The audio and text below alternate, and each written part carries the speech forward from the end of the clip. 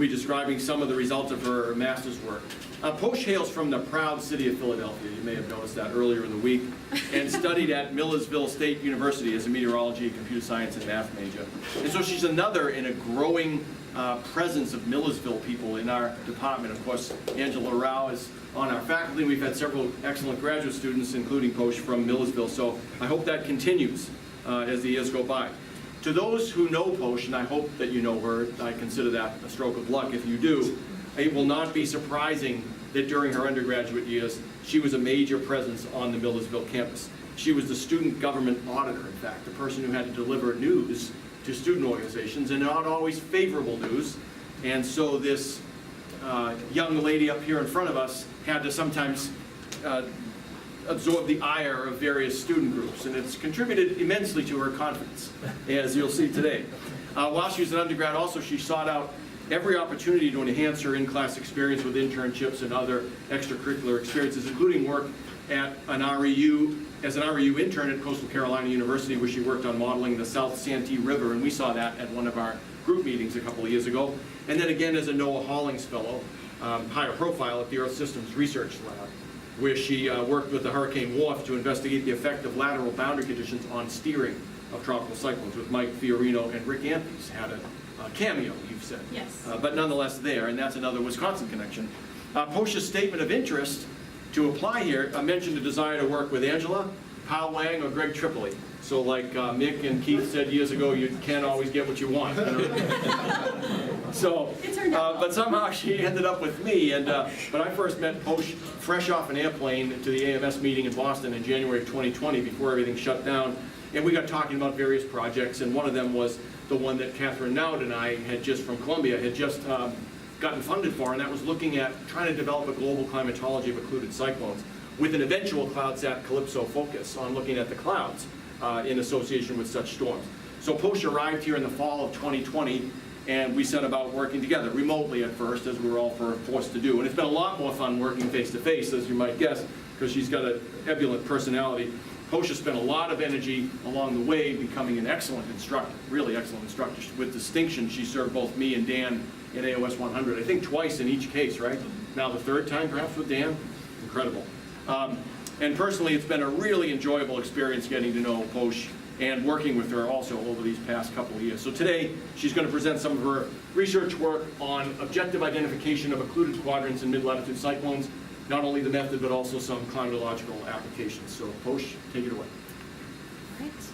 Thank you so much for that very nice introduction, John. Yeah, I'm going to be presenting some of my master's research, specifically just the methodology along with some of the climatological applications.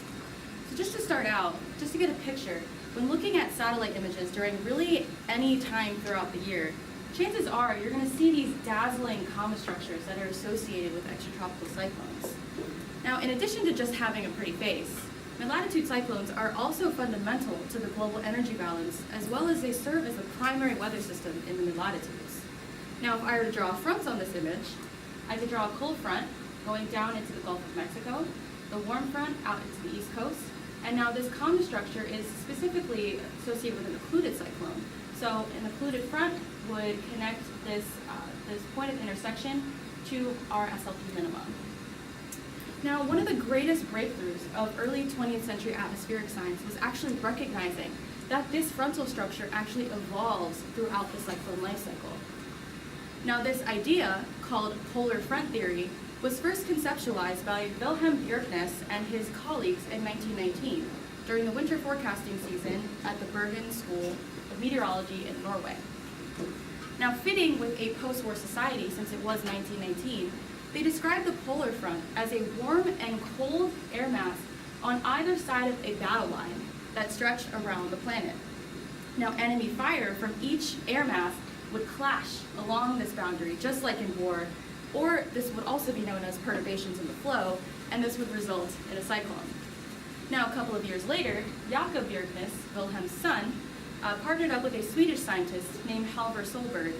Then they fine-tuned this somewhat violent theory into what we call the Norwegian cyclone model back in 1922. Now, the NCM is still a very seminal contribution to what we know about the cyclone life cycle, all the way from genesis to its dissipation, even 100 years later. Now, the NCM defines occlusion as the onset of the post-mature phase. So when the cold front encroaches and eventually ascends this warm front. Now, as a result, this displaces this wedge of warm air aloft, and this ends up being poleward of our surface occluded front. This causes the cyclone center to be detached from its warm surface moist air that acts as its fuel, and as a result, after this stage, it eventually starts to dissipate to its eventual death. So you can see in this image that the majority of the cloudiness as well as the precipitation is also associated with this occluded quadrant when we're looking at the post-mature phase. Now, this fact alone provides a very meaningful motivation to understand these structures further. Now, we can identify a characteristic thermal structure of an occluded quadrant using this simulation from Greg Tripoli's UW-AOS. The wedging of the warm air aloft by that cold front riding up the warm front results in a thermal ridge that connects the peak of the warm sector, which is around here in Indiana, to the SLP minimum, which is down here in the southern states. The thermal ridge can often manifest itself as an axis of maximum theta E, which we can see here at 2 kilometers for the storm in January 1995. Now, one could draw a cross-section through the thermal ridge at a right angle to its axis, such as the one from C to C prime here, just to see the feature in the vertical and what it looks like. And when we do that, we can see a canonical thermal structure that's associated with this occluded thermal ridge. And here it's shown in theta E at every 3 Kelvin intervals. So this blue region highlights the bundle of moist isotopes that constitute the cold front. This pink region shows the warm front. And between these two frontal zones, we have a sloping axis of maximum theta E that tends to tilt westward and poleward. Now, the scientists at the Canadian Meteorological Service noticed that if you were to draw these cross-sections at different locations within the thermal ridge, you'd find that this intersection between these two frontal zones would be at different locations and at different vertical levels. So I think this would be better demonstrated using a 3D schematic. So this is a schematic from John's 1999 paper. You can see the trowal, which we can see here, is this defined as the trough of warm air aloft, acts as this sloping intersection between the cold front and the warm frontal surface. Now, trowal stands for the trough of warm air aloft, which ends up being that wedge of warm air that's pushed up by the cold front. Now, this flow through the region, otherwise known as the trowal airstream, is known to originate from warm sector air that eventually rises up and it splits into 2 different branches. The one branch that turns anticyclonically is our world-famous warm conveyor belt, and the other turns cyclonically towards the SLP minimum and becomes our trowal airstream. Now, with projecting the trowal closer to the surface, we see that it matches the precipitation structure associated with the post-mature phase, and not with the surface occluded front, which is because they're 2 completely separate structures. So this trowal is considered the essential structural feature of a warm occluded cyclone. Now, we can also visualize, given its 3D nature, we can also visualize the trowal using a representative moist isotrope. So we can do that by coming back to our cross-section through the thermal ridge from the January 1995 storm that we saw. Remember, we have our cold front here, our warm front here. Now, if we look on the warm edge of both of these fronts, we can see that the 309 Kelvin theta E surface tends to kind of ride that warm edge. So it's pretty representative of our trowal surface. So we can plot this moist isotrope at consecutive levels to analyze its vertical structure. When we do that, we can see in this map view of the 309 theta E topography, we can see a sloping canyon wrapping around similar to our thermal ridge that we saw in our horizontal map, with the warm frontal region over the upper Midwest here and the cold frontal region over the Alabama states over here. And we already know that the majority of the clouds and precipitation during the post-mature phase occur within the occluded front. So latent heat release is an imperative variable to explore. Well, conveniently, Poushali and Martin already got that ball rolling in 2004. They found that latent heat release was essential to the production of these occluded thermal structures. Now, these are the 18-hour forecasts of sea level pressure here in the solid black, and the dotted black lines are 950 hectopascal theta E. So this is for their central case storm from April 1997 using the MM5 simulation. Now this sim result on the left disregards latent heat release, and the one on the right is a full physics, includes a full physics package. So you can see, just comparing side to side, they look basically the same near the surface and the horizontal plane. So what Poushali and Martin did, they drew cross sections from A to A prime for our non-latent heat release case, and B to B prime for the full physics case, just to see if they also match in the vertical. Okay, wait, hold on. For our non-latent heat release case, we see nothing of a discernible occluded thermal structure. We can see something of a warm front, but there's absolutely nothing of a cold front on the other end. Whereas our full physics simulation shows this beautiful example of our canonical occluded thermal structure with our warm front here and our elevated cold front up here. And then our trowel would reside right in between those two frontal zones. So these results demonstrate the importance of latent heat release in the development of occluded thermal structure. And they also set up a motivation to further explore the diabatic processes that are occurring within this occluded quadrant. So as I've shown here with our individual cases, most of what we understand about occluded cyclones, they have been derived from a series of these individual case studies. But there's yet to be a method to analyze a larger sample size of occluded cyclones simultaneously. And given that occlusions are as ubiquitous as cyclones themselves, it's really crucial to understand these occluded thermal structures in a large collection. And this work helps to remedy that problem by developing an automated objective identification scheme that can be applied to any gridded data set. So how did we go about doing that? Well, we can use that characteristic thermal structure as the beacon for our identification.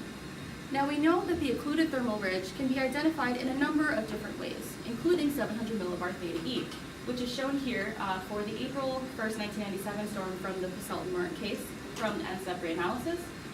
Now we can clearly identify an axis of maximum theta E, shown here by this black line. The thermal ridge can also be expressed in 1,500 millibar thickness. And this is for the same storm using the same data set. Now you can see that the variables look strikingly similar, and this is clear by looking at the axis of maximum theta E here in green and the axis of maximum thickness here in black, and the fact that they're almost co-located with each other. So we can trust that 1,500 millibar thickness and 700 hectopascal theta E are basically equivalent in their depiction of the thermal ridge. So now that we know that, we can just stick with 1,500 millibar thickness, because when we talked about our trowel, we mentioned that it was a 3D feature. So thickness allows us to analyze a deeper layer to better highlight that 3D nature.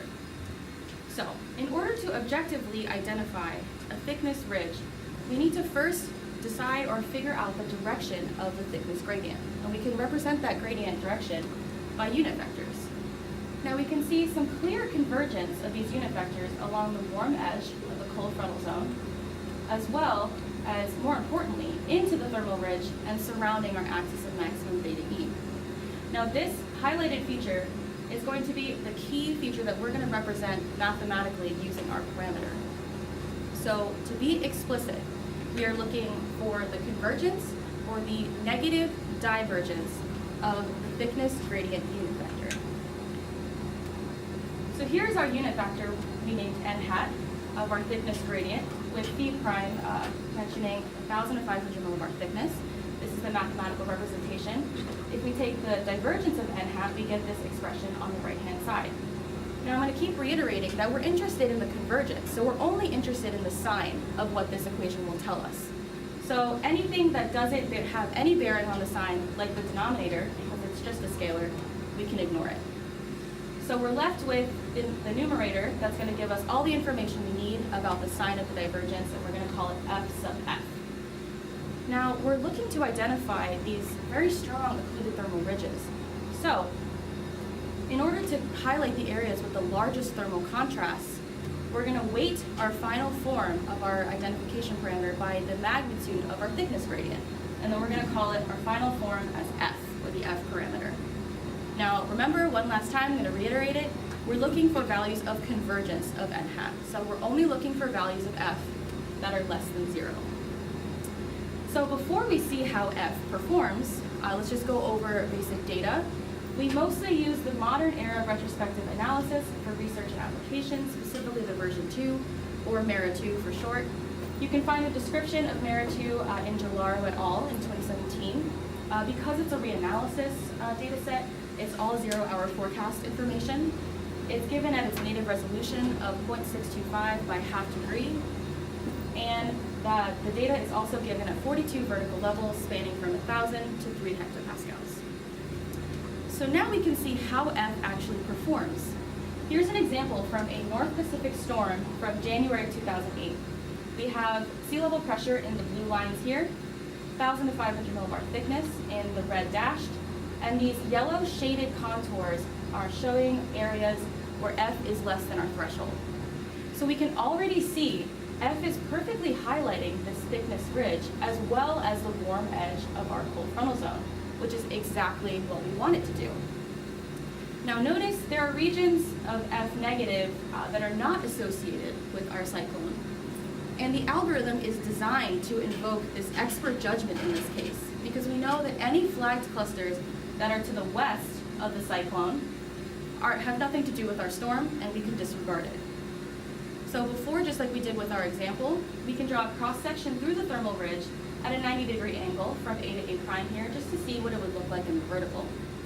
And when we do that, we see a classic example of our canonical warm occluded thermal structure, along with a large plume of negative omega centered right within that trowel. So our horizontal map looks good, our vertical structure looks good. Now let's see if our isobaric topography of our moist isentrope also looks good. So here our representative isentrope is also the 303 Kelvin beta E surface. And when we plot that in the vertical, we see a beautiful sloping canyon of this beta E surface that's wrapping around similar to our thermal ridge, and it maps perfectly to our trowel axis. So now that we know F is reliable, how do we actually automate this to use this in larger data sets? So first, let's start with a sample track from the Knott et al. 2012-2015 database. This track is from the January 6th storm in 2008. Each of these blue crosses shows 6 hourly analysis times throughout the life cycle of the cyclone, with all the times outlined in red flagged as occluded, and with the time of peak intensity clearly labeled here. So how do we determine if a cyclone is actually occluded? Well, first things first, we need to use our F parameter. We need to identify all the points at which F is less than our threshold. And in this plot here, we have our cyclone center marked by this green star, 1,000 to 500 millibar thickness lines in blue, and SLP is in the dotted black in the background. So we have a good sneak peek already of how well F performs by seeing how well it maps our thickness ridge. But I'm getting a little ahead of myself. Let's keep going with our algorithm. So to protect the analysis from the influence of extreme topography, any grid point with a standard deviation of surface elevation that's greater than 300 meters with its neighboring points will be disregarded. So these points are marked by these yellow triangles here. So any grid points that are marked with a yellow triangle, disregarded from our algorithm. For the cells that remain, if there are at least 8 contiguous neighboring points, that cluster will be stored as a candidate thermal ridge and marked with a black diamond over here. Now notice this cluster of 8 points that actually doesn't qualify as a candidate thermal ridge. And this is where that expert judgment comes in. The algorithm knows to ignore this cluster because it's to the west of our cyclone center. So we can ignore it, it has nothing to do with our storm. And we can already see, look how well the algorithm does at identifying this thermal ridge. It perfectly maps the axis of the thickness ridge without going in extraneous directions. So in order to account for continuity in time, the contiguous clusters identified at each of these occluded time steps must at least partially overlap with each other. So here we have a cyclone-centered reference grid with 0, 0 acting as a cyclone center at each of these times. These clusters of grid points serve as our candidate thermal ridge at each occluded identification time. Here's the first time that's flagged as occluded, then the next time, then the next time, and so forth. You can see throughout the entire time period that the storm is flagged as occluded, all the clusters at least partially overlap with each other. And all that's saying is that the SLP minimum and the candidate thermal ridge are moving in tandem with each other and therefore are related to the same storm. So that is the basic overview of how we automate this identification parameter. And when we do that, we can create these global distributions and even separate them by season to see where are these occlusions happening, where are these identifications happening. So using the Meritu reanalysis data from 2006 to 2011, which will serve as our time period going forward, we can create a global distribution for winter, spring, summer, and finally fall. So here on the northern hemisphere side of things, we can see that there's a clear maximum in identifications in the winter season, and most of them occur poleward of the mean jet, with almost no storms happening within the summertime. In the southern hemisphere, on the other hand, these identifications tend to show up all throughout the year. There's not really a break, with most of the identifications including in the fall season. But you can see that these occluded cyclones being identified rarely meander equatorward of 45 degrees south. So this is a really interesting dynamical result that would be interesting to further interrogate. So after looking at these individual identifications, we can start to look at composites of all of our candidate clusters. But all these cases have varying structures. So to start, we need to have an anchoring point. So revisiting our example, thermal ridge from the April 1997 storm, we can already see that we have a horizontal midpoint for our thermal ridge along this black axis of maximum theta E. Now, given that we're using 1,500 millibar thickness, 700 millibars is about a midpoint in the vertical as well. So the midpoint of the thermal ridge axis, which is right about here at that blue dot, ends up doing both for us. So for example, the theta E value here in this case at 700 millibars is about 312 Kelvin. So we can actually use this as a metric to differentiate between our identifications.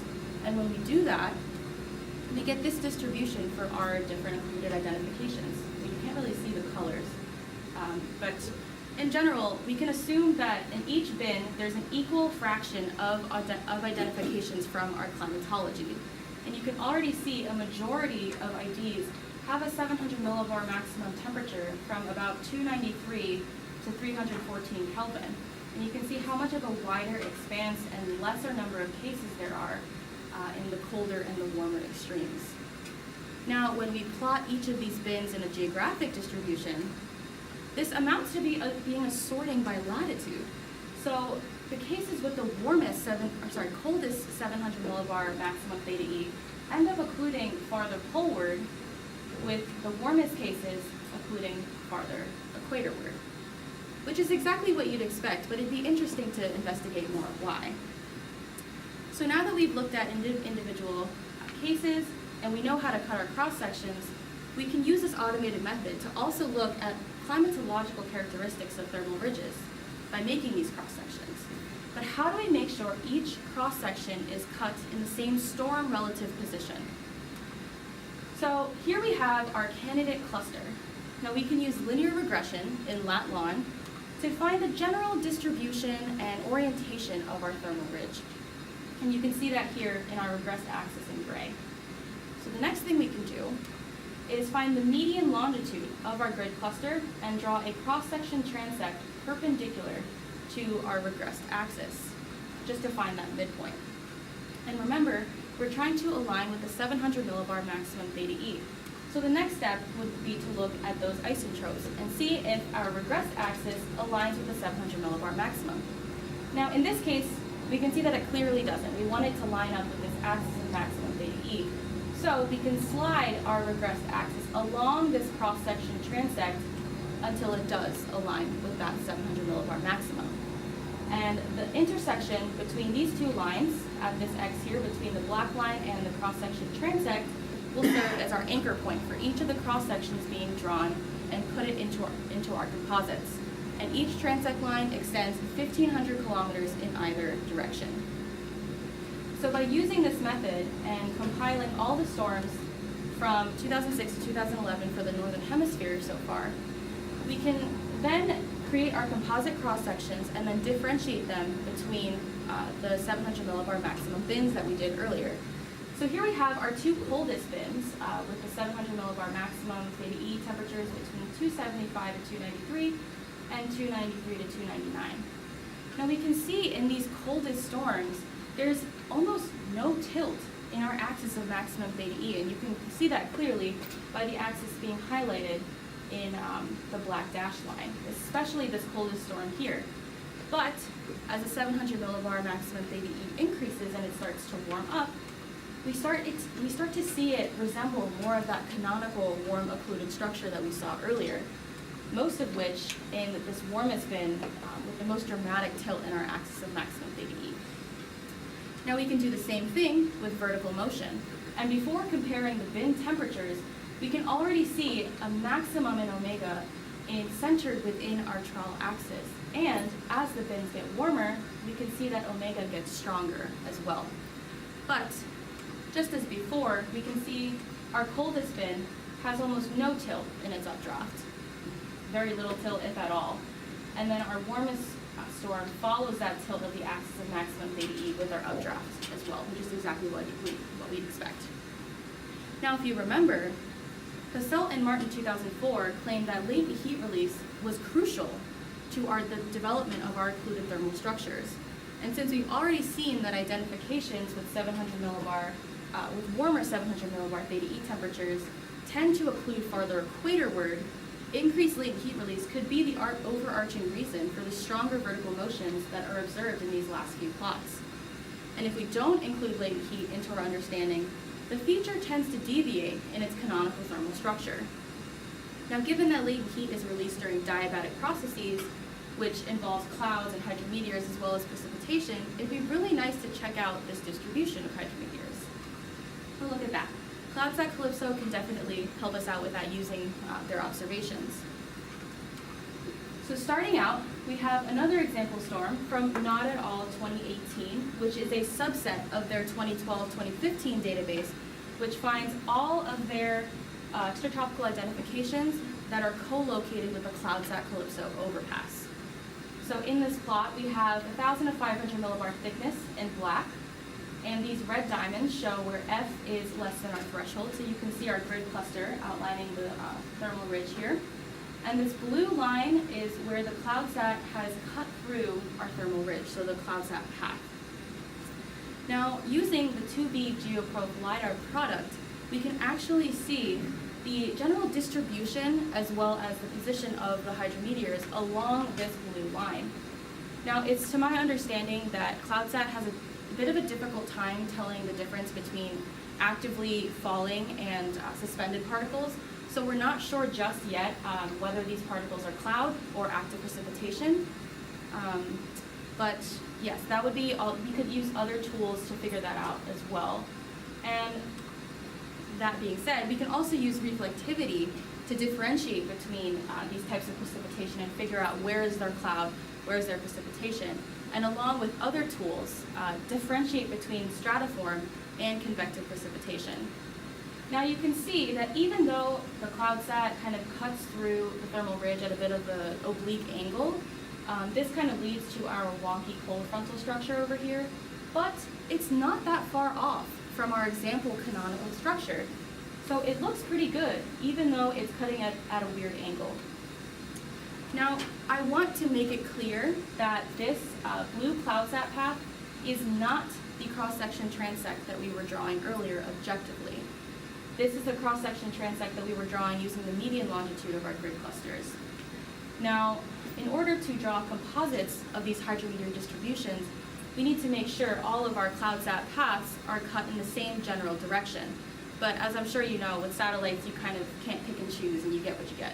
So, for that reason, we are going to use just general projection. We're going to project any of the points and profiles along this CloudSat path along the cross-section transect within this longitudinal range. And the methodology behind this is quite clever, but for the purposes of time, I will leave that out until the end if anyone's interested. So after creating these composites of all of the hydrometeor distributions, we can also do the same thing that we did before and bin them by their 700 millibar theta E temperatures. So here we have northern hemisphere winter storms during our time period. The different colors are telling us the frequency of hydrometeor occurrences, so basically where the hydrometeors are placed within the occluded quadrant. Now we can already see, just starting out, no matter the bin temperature, we have a bit of a tilt in our hydrometeor tower, no matter how cold or warm the storm is. But we do see a bit of a difference in vertical development. And it might be tough to see with this sort of cartoony plot. But if I outline the hydrometeor tower for our coldest storm, and then superimpose it onto all the other bins, you can see a clear increase in vertical development as our 700 millibar theta E temperature gets warmer. Now we can also plot our hydrometeor distributions along with other variables to see if there's a relationship there. So for the same time, for the same seasons, we use the 2C precip column product from CloudSat to plot the precipitation rate within our thermal ridge. And you can already see a clear relationship with the largest precipitation rate and the center of our thermal ridge axis, which is exactly what we'd expect. And this is also co-located with the maximum in hydrometeors during the northern hemisphere winter seasons. We can also look and compare it to our axis of maximum theta E, and you can see the tilt in our hydrometeors also follows the axis of maximum theta E. And unsurprisingly, for our vertical motion plot over here, we have the strongest showing of hydrometeors in the vicinity of the strongest vertical motions. So we can expand these composites to include all identifications in the northern hemisphere during all seasons and do it at a finer resolution, so 100 kilometer mirror 2 instead of 1 by 1. There's more vertical development of the hydrometeor tower when adding in the other seasons. With a maximum frequency of hydrometeors with a magnitude of about 0.7, and we can also see the same thing with our omega plots, with the omega mostly being centered within our thermal ridge axis, but it's a little bit displaced to the northeast because we're adding in more of those cases. Now I want to bring attention to the maximum at the localized to the surface layer down here. So if I outline the frequency of 0.7 for our hydrometeors closer to the surface and 0.6 in purple over here, we can compare that to the next slide.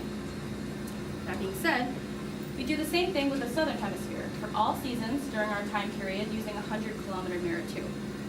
Now we see similarities in the general structure, but notice the larger number of hydrometeors higher up in the surface, higher up from the surface. And the same thing with omega, with our general updraft within the center of our thermal ridge axis, but still tilting to the northeast of it. So same thing over there. But if I outline our magnitudes of hydrometeors like we did in the past slide with an additional contour of yellow for 0.8, we can see that there's not only more hydrometeors closer to the surface, but they also propagate upwards at higher levels in the southern hemisphere. Now, since the southern hemisphere is mostly open water with fewer and larger CCN, I would expect larger hydrometeors, but in lesser quantities. So this could be the fact that the clouds are more persistent in the southern hemisphere, or just as simple as the reason that these composites have a greater sample size as the southern hemisphere. We're not sure what the reason is for this, but this definitely warrants more interrogation. So one could repeat the same process, but instead use the frontal regions as the center point of interest instead of the thermal ridge. So here, starting out from the warm front, not at all 2012 and 2014, cut cross sections across the warm front from the warm sector to the cold sector over here. And you can see these composites are averaged over all seasons globally from 2006 to 2011. So we can see most of the cloudiness across the warm front is closer into the colder sector with a standard tilt following our general axis of maximum theta E.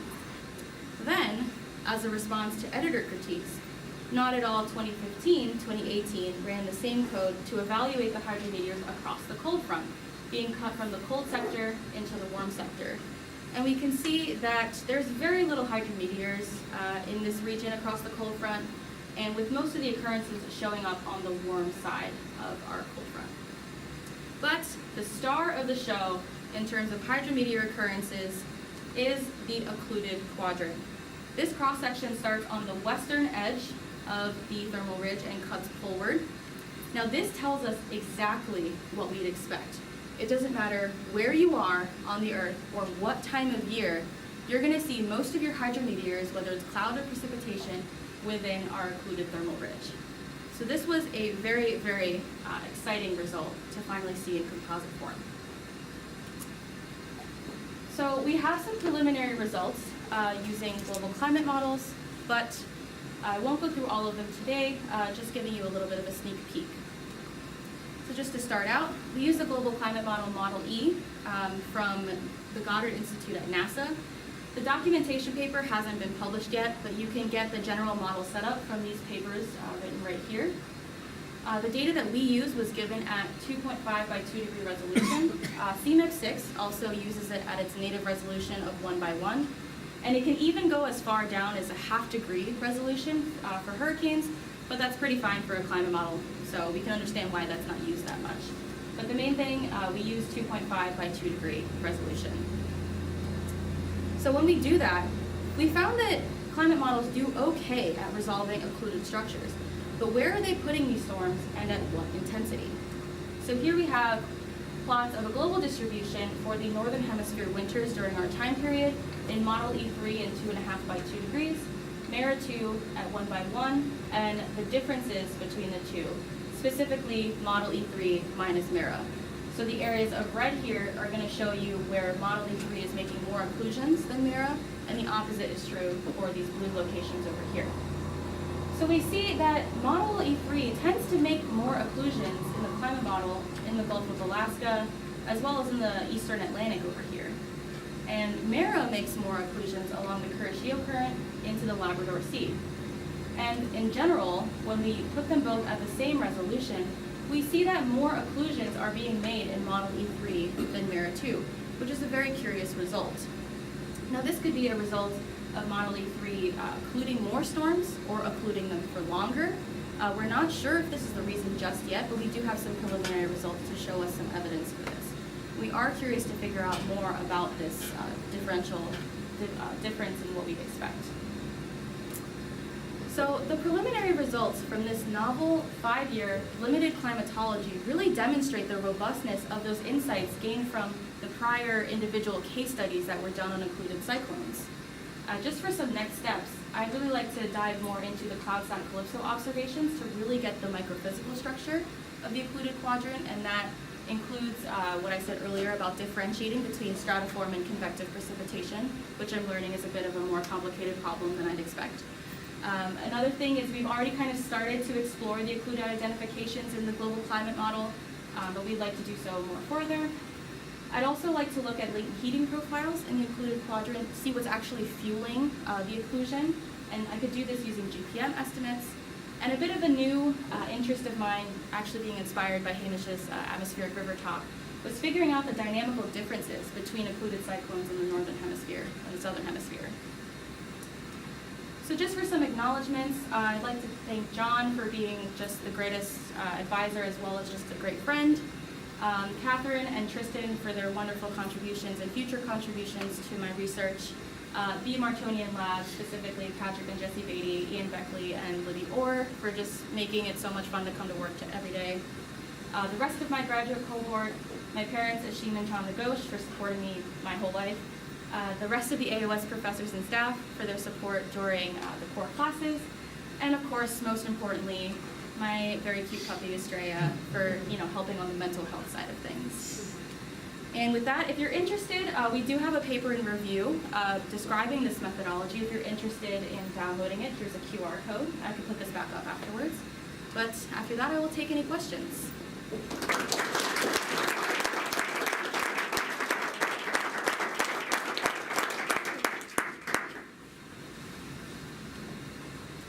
Yes, right? Oh, Julia, go ahead. Great talk. Thank you. This is really cool. I'm curious, so does your algorithm for identifying these occluded quadrants, does this occluded ridge persist throughout the duration of the cyclone? Because I'm curious, based on how you were getting the occluded quadrants given by theta E and then seeing that they show up in different latitudes, Mhm. it looks kind of like you're capturing this at different life Yes. stages. And so I'm wondering if it is capturing it at different life stages, and if so, like, how might we consider looking more into the life stages? Yeah, good question. So I should have made this a little bit more clear. All of these flags are actually just occluded identifications. Oh. So they're not flags throughout the life cycle of the storm. Okay. It's just when we looked at our example storm from earlier from the track, every time that's flagged as occluded is marked by one of these X's. Does that answer your question? I think so. I think my dynamic side of the storm development is still lacking, but Basically, all of these identifications, they stop at when it starts to dissipate and it leaves that occluded phase. okay. So then these are only just occluded identifications that are being shown up by our algorithm. Okay. It's fair to say that, in response to that question, Juliet, it's fair to say that we don't know yet whether individual dots on any of these diagrams go through a life cycle of an individual storm, transfer from one theta E value to another one. There's probably some that do, but I bet you the large majority don't. Yes. Considering theta E is generally conserved, it would be tough to assume that they would. Right. Okay. Thanks. Yeah. Steph? Thanks for your talk. I have more of a clarification question. So you mentioned that when you have a storm center, you throw out everything to the west. Mhm. And I was wondering, when you're applying that to a larger scale, are you defining where the storm centers are? So how does it know where the centers are so that it can throw out the things to the west? Yeah, so that's actually already done for all of the storms that are in the climatology from the Not at All 2012-2015 database. They already have, sorry, I was going in the wrong direction. They already have all of their storm centers identified by just the lowest pressure SLP minimum right there. So this is just a plot from using the algorithm from a specific case from that 2012-2015 database. Does that answer your question? Yeah. Yeah, Hamish. Do you have an idea of the false negatives? Are you capturing all occlusions, or do we have some idea of are the occlusions not being captured by your detection? So I was intrigued by how far south in the southern hemisphere your occlusions were, and you were sort of missing for the north, and I'm wondering, is your algorithm missing anything? Yeah, that's a really good question. So this is a pretty fairly conservative algorithm.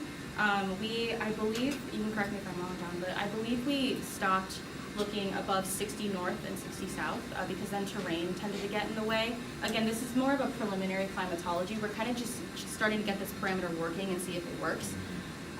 But even doing so, we still have like over 2,000 cases. So even though it's conservative, it still catches enough occluded cyclones to capture those climatological characteristics. Yeah. Going back to the idea of looking at the evolution of the storm, in your composites, you are, when you separate it by theta E values, you're including, like in an individual storm, you're including every step that has been included from, right? But there is a evolution of that shape. So I guess the first part of my question is, can your algorithm like track if the points that you're getting are from the same storm, and then would you be able to composite over like 6 or 12 hours into the storm after the occluding front is formed, or like composite over all of the maximums, and if we could get different results from that? Yeah, I think you could do that. We also use, if you remember from here, where we say the peak intensity, how we actually do that is, I think it's a technique from Polly and Rosso 2016 where they use the pressure depth, which is just either using the lowest SLP time or the time at which the largest pressure depth, which is the difference between the central contour and the outermost closed contour.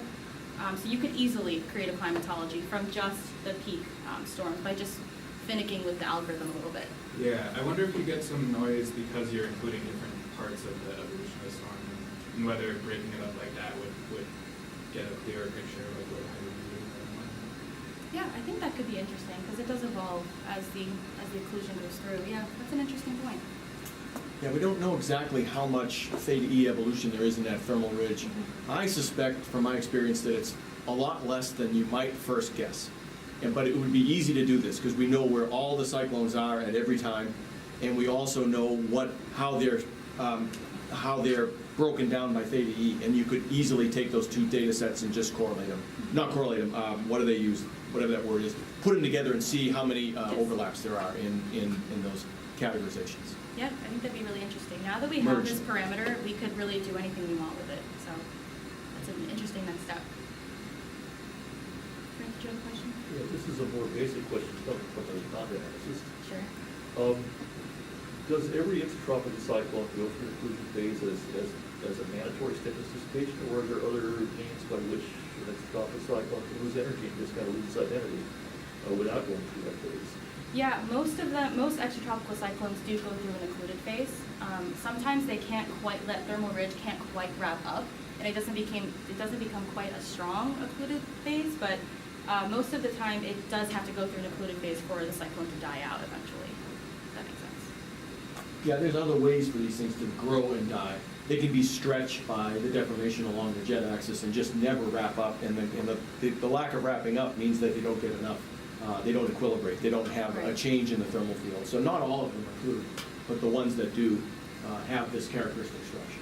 So we're not looking at all decay events. That's actually a good point to keep in mind. We're not looking at all decay events or onsets of decay, because some decay events do not involve occlusion.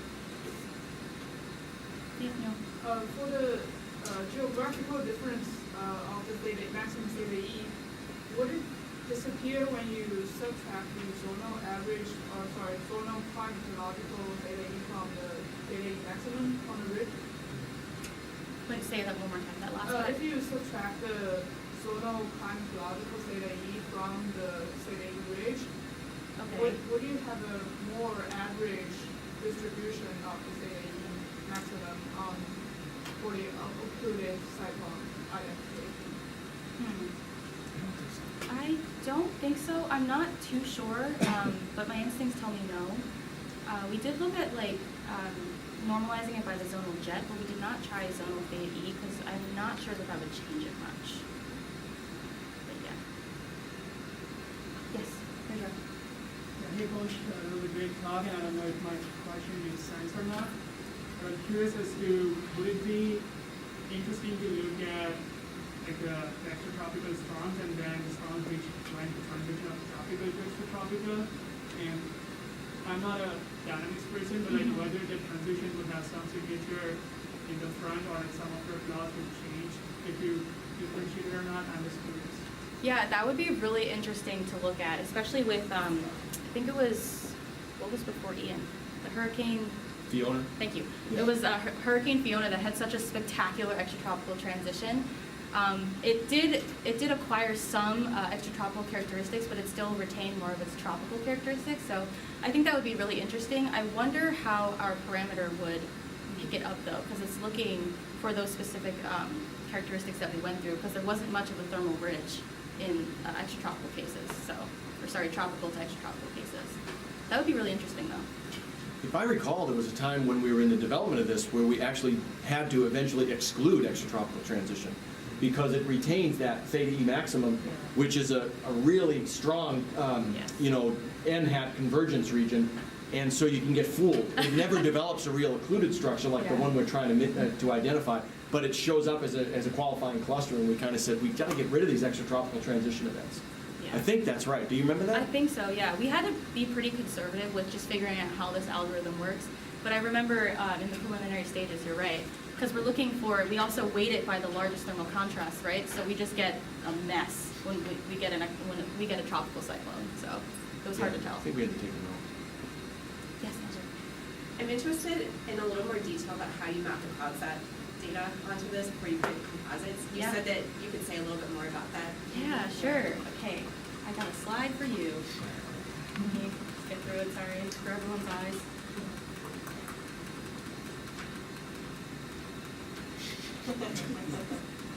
It's like taking a train from Philadelphia. Okay. All right, so an example here, so we have our longitudinal range, right, for our grid cluster, so where it starts and where it ends. And then we have the CloudSat path that kind of cuts through there. Now I want to point out that there are pieces of the CloudSat path that don't fall within this longitudinal range. So we're only looking at data on the CloudSat path that falls within this range, just to start out. So then if we imagine cross-section transects, this goes through the median longitude in red here, but if we imagine equally an infinite amount of perpendicular transects that go through the grid cluster, you can find a point along this CloudSat path that's closest to one of these perpendicular transects, and then find an absolute distance to the grid cluster. So if you do that with every single point along the CloudSat path, we can average them together, and we actually find that doing that actually gives us somewhat of a similar structure to just using the median longitude transect. So then, instead of just using the median longitude like we did for our thermodynamic and kinematic structures, for the CloudSat, because they're kind of cut at weird angles, we need to be able to use the entire grid cluster, if that makes sense. Yeah, so do you think that has any implications for your interpretation of the hypermeter frequencies? And, yeah, what implications do you think that might have? Yeah, so the genius that kind of goes into this method that our collaborator Catherine devolved was that you can also, I think I have an extra slide here. Yeah, so this is an example of that same, or the different storm, but the CloudSat path is this dashed line right here. We have the stars incorporated in our grid cluster, and then this dotted line shows our perpendicular transect going through the median longitude. So then, by having CloudSat cut through the thermal ridge at a bit of a weird angle, we can only get information based on either side of the thermal ridge. So say I'm looking at this point right here, I can correspond that to this point, and then use the absolute distance to find the distance to the thermal ridge, and then we only get information about the warm frontal part of that. So then you can see this diagram has the points colored by the frontal portions that they could get information to. So then this side of the CloudSat path will get information for our warm frontal region, and then this side will give information from our cold frontal region. So then the example here would be a storm that cuts almost parallel to it. That will give us almost no information, and the only pieces of it will be that'll be included will be giving us information to the warm frontal part. And another genius aspect of this is that if we have a CloudSat path that is nowhere near our thermal ridge, because it's not between this longitudinal range, it won't be included. That's a really helpful description, thanks. Yeah, it's a really cool method. Yeah. I hope that helped a little bit. Any other questions?